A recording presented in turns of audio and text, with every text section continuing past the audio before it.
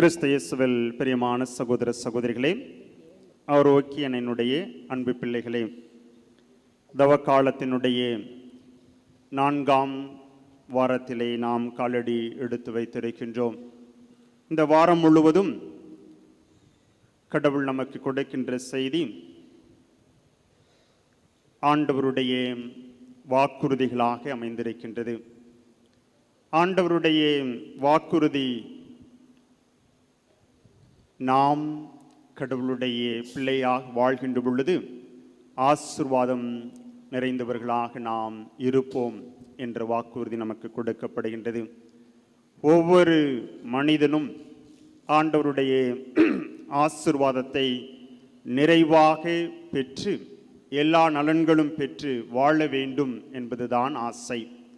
எனவே கடவுள் வாசகங்களின் வழியாக நமக்கு கற்றுக் கொடுக்கின்ற செய்தி, நீ ஆண்டவருடைய ஆசீர்வாதங்களை நிறைவாக பெற வேண்டுமென்றால் 3 காரியங்கள் நீ செய்ய வேண்டும். அப்பொழுதுதான் உனக்கு ஆசீர்வாதங்கள் முழுமையாக கிடைக்கும் என்ற செய்தியை கொடுக்கின்றார். இன்றைய 3 வாசகங்கள் என்று சொல்லக்கூடிய முதல் வாசகம் திருப்பாடல் நற்செய்தி 3லுமே இந்த கருத்து தான் வலியுறுத்தப்படுகின்றது. முதலாவதாக இயேசுவை நம்புதல், இரண்டாவதாக அவரிடம் கூக்குரலிடுதல், மூன்றாவதாக அவர் வழி நடத்தல். இந்த 3 நிலைகளை ஒரு மனிதன் முழுமையாக எந்தவிதமான பிசரும் இல்லாமல் கடைபிடிக்கின்றானோ அவனுக்கு இறுதியிலே நிறைவாழ்வு உண்டு என்பதை நாம் புரிந்து கொள்ள வேண்டும். பிரியமானவர்களே, ஒரு உண்மை நிகழ்வை குறிப்பிடுவார்கள்.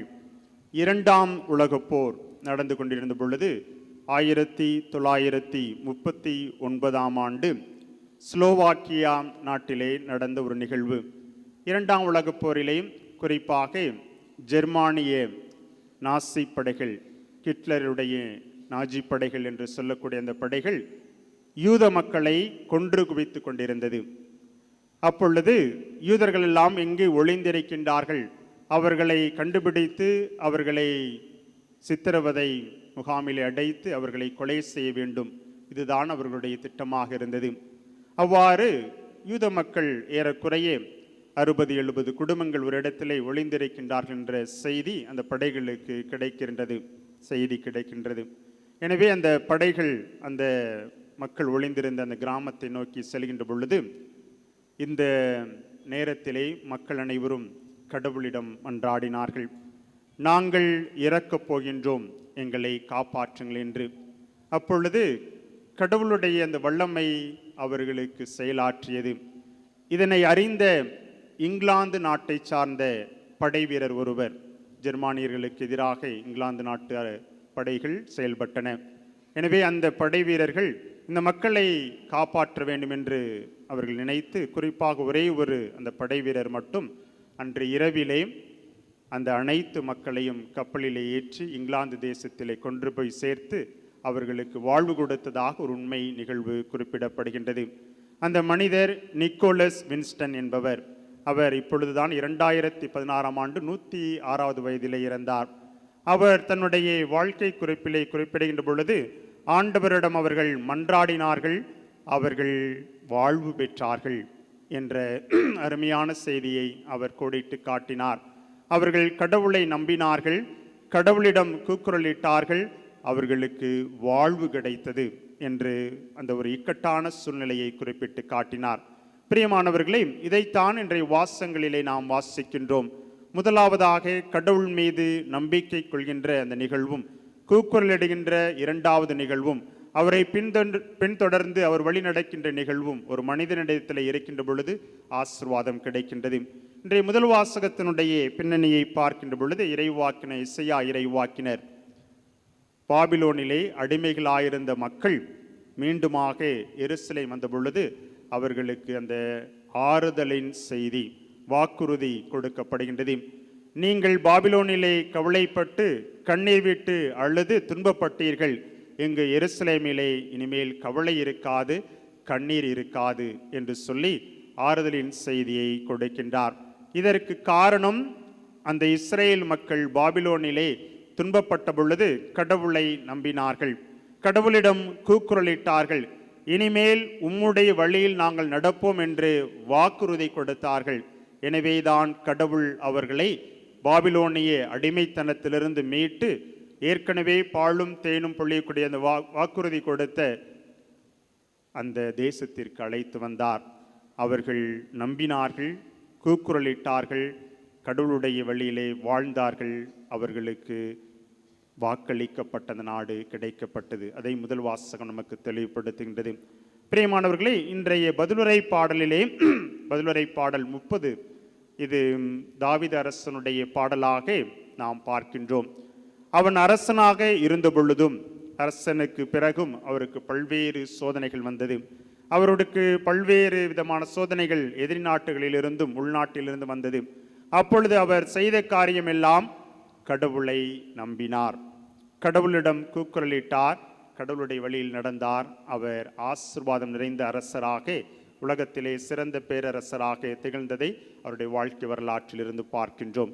இவ்வாறாக அவர் கடவுள் மீது நம்பிய ஒரு மன்னராக தாவீது அரசர் இருந்தார். கடவுளிடம் மட்டுமே துன்ப வேளையிலே கூக்குரலிடக்கூடிய ஒரு மனிதராக இருந்தார். கடவுளுடைய வழியிலே தவறிய பொழுதும் மீண்டுமாக மனம் வருந்தி அவர் கடவுளிடம் திரும்பி செல்வதை பார்க்கின்றோம் திருப்பாடல் 50 மூலமாக. இதுதான் அவருக்கு ஆசீர்வாதத்தை பெற்றுக் கொடுத்தது. இன்றைய நற்செய்தியிலே நாம் வாசிக்கின்றோம், கலிலேய பகுதியில் இயேசு வந்த பொழுது அப்பொழுது அரச அலுவலர் ஒருவர் இயேசுவை அணுகி தனக்கு உதவி கேட்கின்றார். தன்னுடைய மகன் நோய்வாய்ப்பட்டிருக்கிறான் என்று.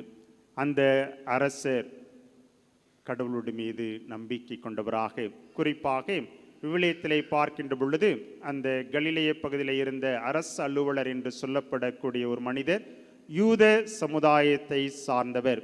இயேசு வாழ்ந்த காலத்திலே இயேசுவுக்கும் யூதர்களுக்கும் இடையே மிகுந்த முரண்பாடு இருந்தது. ஏனென்றால் இயேசு யூதருடைய சட்டங்களை கடைபிடிப்பதில்லை என்ற மிகப்பெரிய குற்றச்சாட்டு இருந்தது. இவ்வாறு இருந்த சூழ்நிலையிலும் இயேசுவின் மீது நம்பிக்கை கொண்டார் அந்த அரச அலுவலர். அவருக்கு நிச்சயமாக நெருக்கடி இருந்திருக்கலாம். நாம் இப்பொழுது அரசு அலுவலராக இருக்கின்றோம். நாம் இயேசுவை தேடி சென்றோம் என்றால் நம்முடைய பதவிக்கே மிகவும் கஷ்டமான சூழ்நிலை ஏற்படும். நம்மோடு இருக்கின்ற மற்ற அலுவலர்கள் நம்மை தவறாக நினைப்பார்கள். இவ்வாறு அவருக்கு பல்வேறு நெருக்கடிகள் இருந்த பொழுதும் அவர் இயேசுவை நம்பினார். இயேசுவால் மட்டும் குணம் கொடுக்க முடியும் என்ற நம்பிக்கை இருந்தது. அந்த நம்பிக்கையினுடைய அடிப்படையிலே அவர் ஓடோடி சென்று அவரிடம் கூக்குரலிடுகின்றார், ரபி, என்னுடைய மகன் நோய்வாய்ப்பட்டிருக்கின்றான், அவனுக்கு சுகம் கொடு என்று. அந்த கூக்குரலின் காரணமாக அவர் சொல்கின்றார், நீ திரும்பிச் செல், உன் மகன் பிழைப்பான் என்று சொன்ன உடனே எந்த விதமான எதிர்ப்பும் சொல்லாமல் அவன் உடனடியாக இயேசு சொன்ன வார்த்தையை நம்பி தன்னுடைய பயணத்திலே செல்கின்றான்.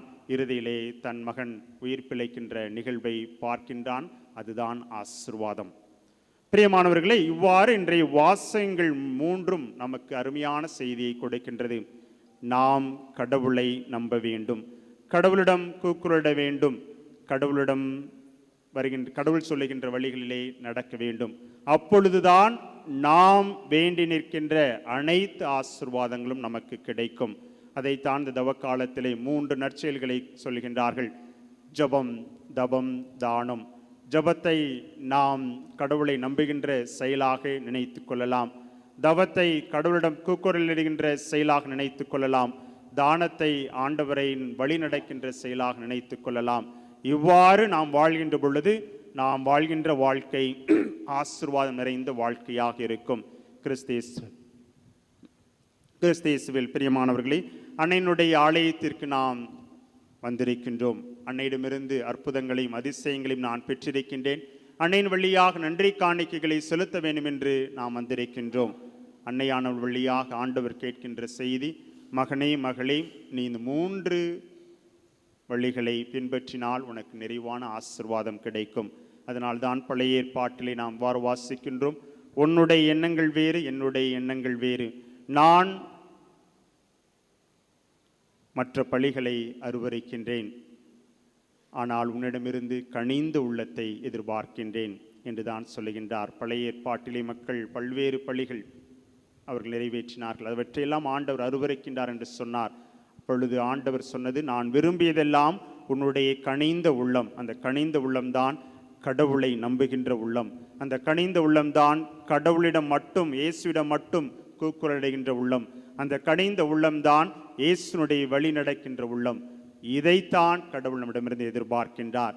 எனவே அன்னையினுடைய ஆலயத்திற்கு வந்து நாம் செலுத்த வேண்டிய காணிக்கையெல்லாம் அந்த கனிந்த உள்ளத்தை காணிக்கையாக கொடுக்கின்ற பொழுது கடவுள் அன்னையின் வழியாக அபரிவிதமான ஆசீர்வாதங்களை நமக்கு நிறைவாக பொழிவார் என்ற உள்ளத்தோடு, சிந்தனையோடு தொடர்ந்து இந்த திருப்பலியை ஜெபிப்போம். ஆண்டவர் அன்னையின் வழியாக நம் ஒவ்வொருவரையும் நிறைவான வாழ்வுக்கு இட்டுச் செல்வாராக. ஆமென்.